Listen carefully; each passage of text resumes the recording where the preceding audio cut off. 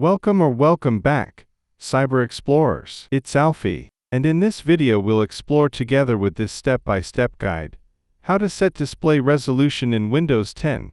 So without further ado, let's get right into it. Right-click on the Start menu and select Settings, or press the Windows key, +I to open Settings. From there, go to System and click on Display. Under Scale and Layout, go to Display Resolution. Then adjust the resolution to fit your connected display based on your preference and your monitor's capability. You can also change the size of text, apps, and other items using the scale option. And that's it for today. If you found this video helpful, please give it a thumbs up, consider subscribing, and don't forget to activate the notification bell so you won't miss out on any new uploads. Thank you for watching, and I can't wait to share more with you. So, until next time, see you later.